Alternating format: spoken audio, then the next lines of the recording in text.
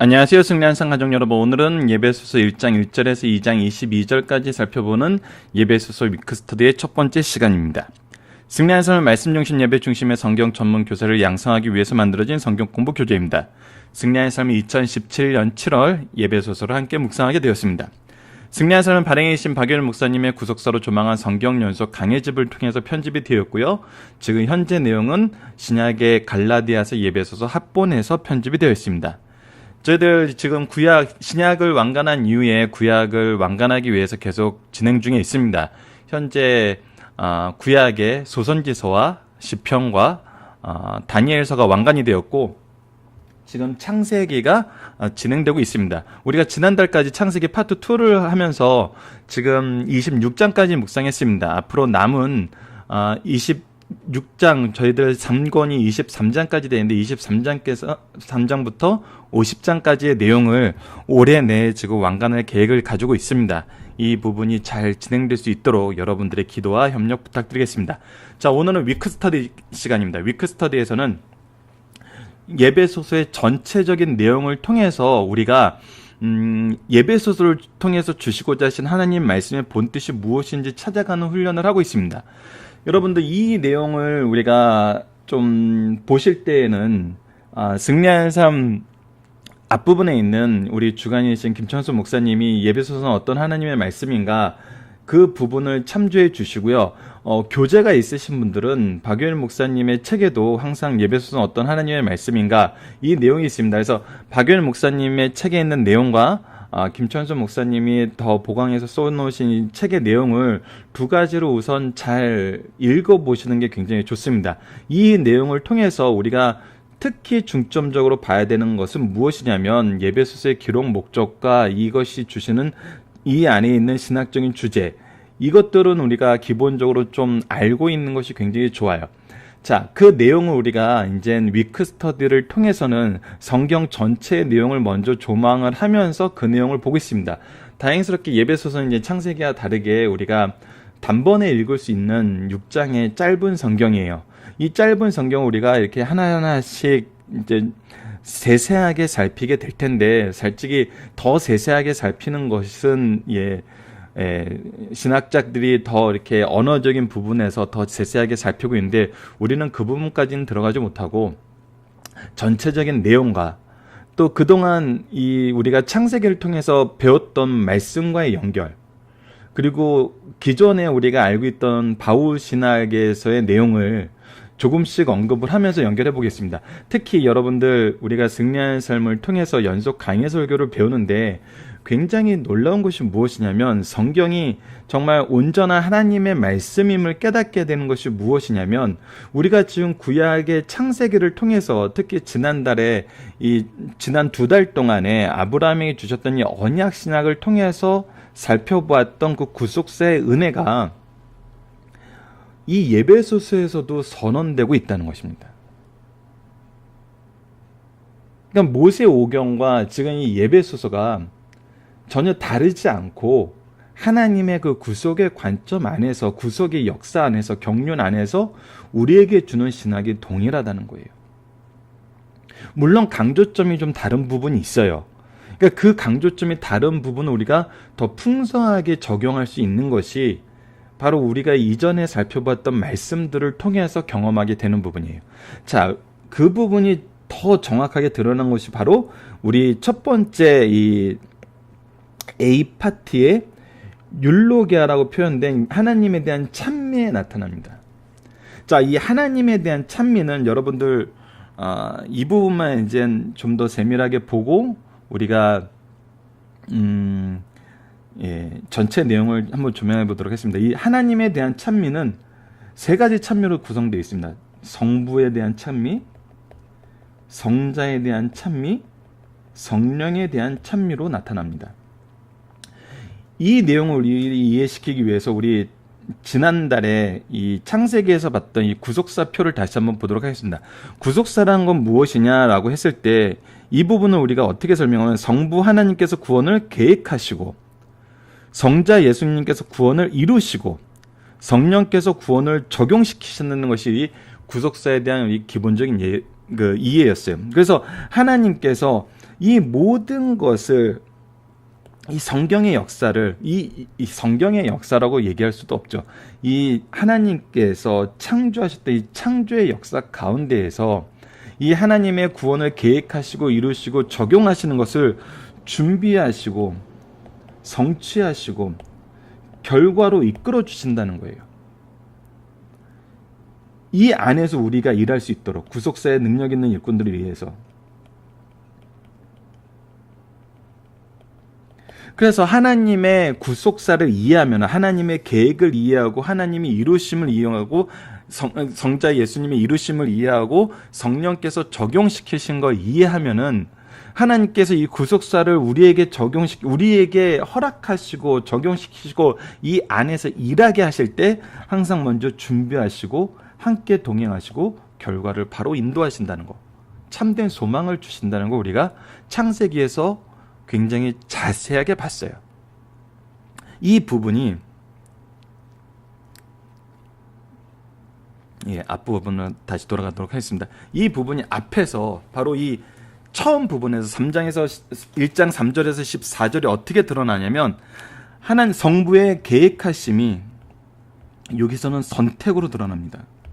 성자의 이루심이 여기서는 구속을 하시는 구속 사역으로 나타납니다. 성령의 적용하심이 여기서는 보호하심으로 나타나요. 이 안에서 이 내용 안에서 이 하나님의 계획 안에서 우리가 어떤 풍요로움을 누리게 되는지를 이 3절에서 14절 내용에 굉장히 풍성하게 설명해 주고 있다는 것입니다. 즉 예배소서의 처음 내용이 무엇으로 시작하냐면 이 구속사를 선언하고 구속사의 성취를 우리에게 소개하는 걸로 시작을 해요.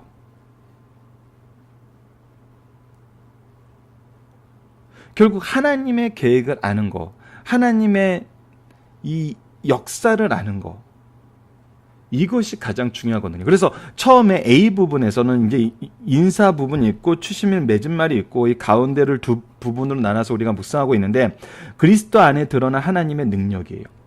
즉 그리스도 안에 드러난 하나님의 능력이라는 건 이 구속사를 온전하게 이루시고 이 안에서 우리가 그리스도로 인하여 누리게 되는 거, 우리의 본질적인 모습, 우리의 변화된 모습, 우리가 나아가야 될 부분, 그것을 우리에게 설명해 주고 그것이 지금 어디에서 이루어지냐면 교회 안에서 이루어진다는 거예요. 우리가 신적 기관이라고 얘기했을 때 교회와 가정을 얘기해요. 이 교회와 가정이 얘기하고 우리가 이 교회에 대한 부분에 신학적인 내용이 어디로 이끌어져요? 결국은 하나님의 임재하심이 있는 곳, 하나님의 임재와 함께하는 것, 그러니까 하나님과 동행하는 그리스도 안에서 우리가 하나님과의 관계가 회복되어서 하나님과 함께하는 것. 그래서 이제 교회와 가정이 동일한 점이 뭐예요? 바로 하나님의 임재 앞에 있다는 거, 하나님과 동행한다는 거예요.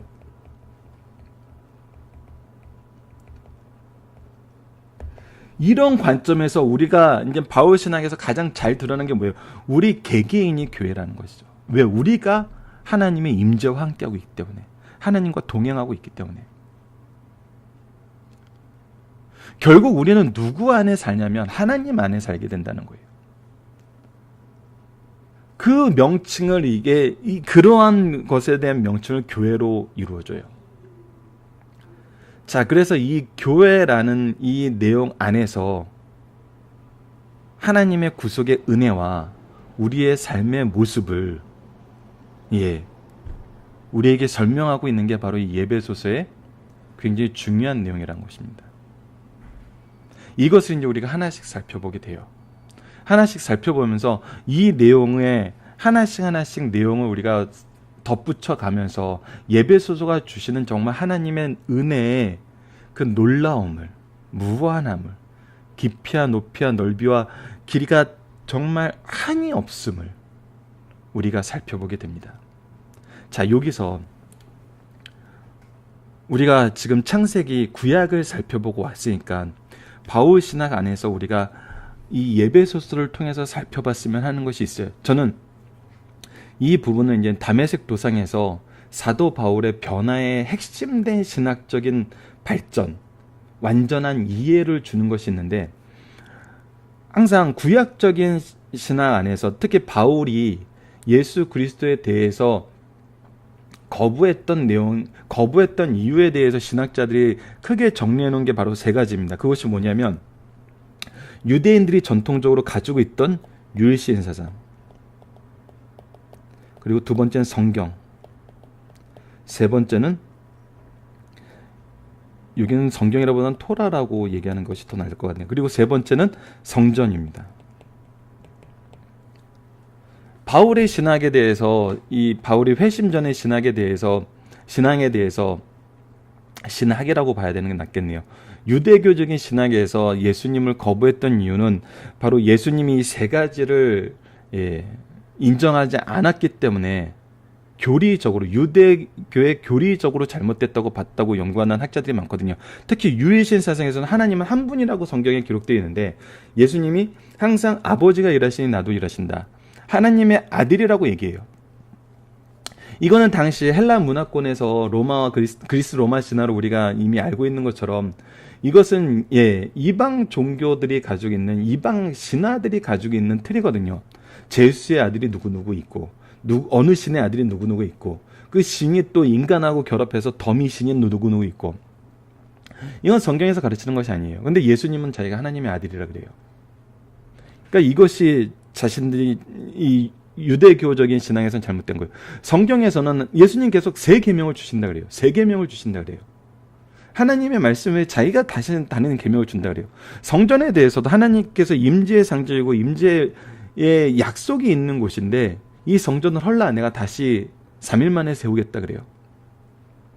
그리고 결정적으로 이 예수님이 나무에 달려 죽었어요.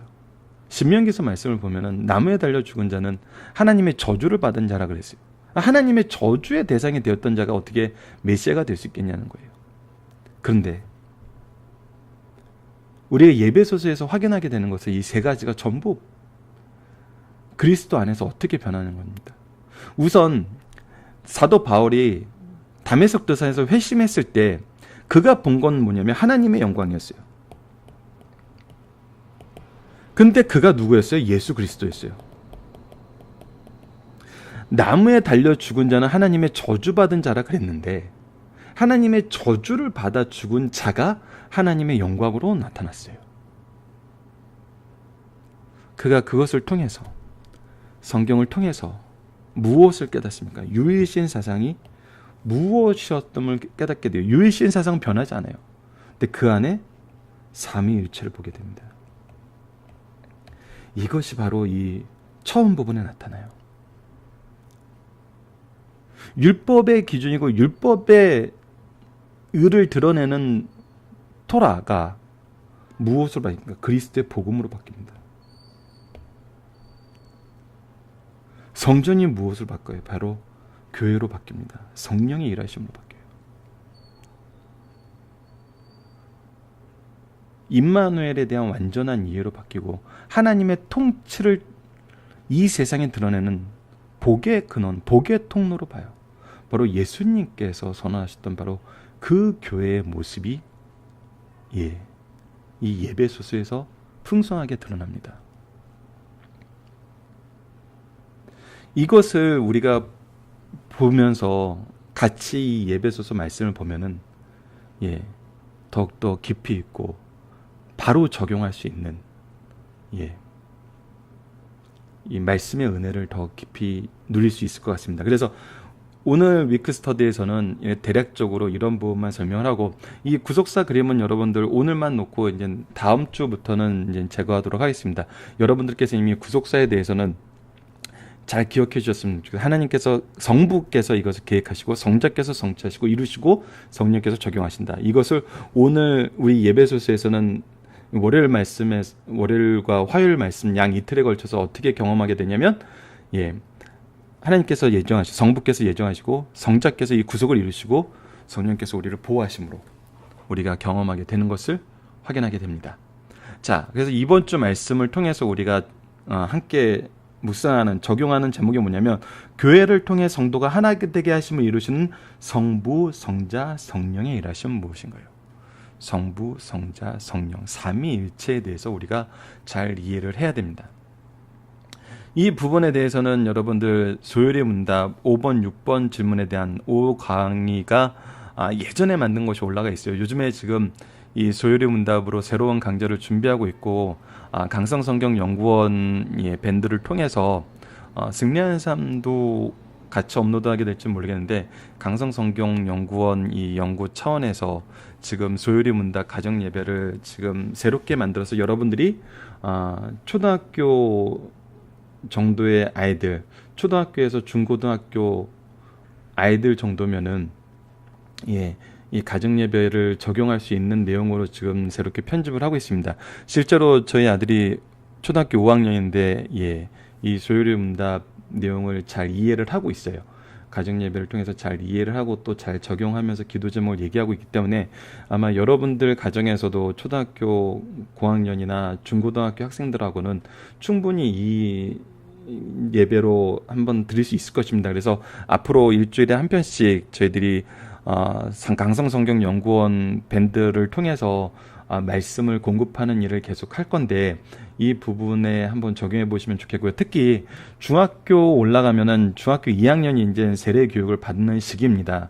지금 제 목표는 1년 반 정도의 시간을 통해서 이 소요리 문답 전체를 이제 가정 예배로 한번 만들어 보는 거예요. 그리고 나서 이제 나중에 기회가 된다면 이제 소요리 문답 책을 새롭게 우리가 현장에서 가정에서도 이렇게 나눌 수 있는 제목으로 그러한 편집으로 한번 내볼 생각도 하고 있는데 세례 받기 전에 이 교리에 대한 부분이 좀 잘 세워졌으면 좋겠어요.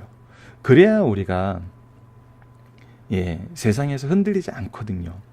그래서 여러분들이 이 부분도 관심 있게 봐주시고 강성성경연구원의 활동에 대해서도 여러분들께서 꾸준히 관심을 가지시면서 함께 기도해 주시길 부탁드리겠습니다. 자, 오늘 위크스터디는 이걸로 마치도록 하겠습니다. 감사합니다.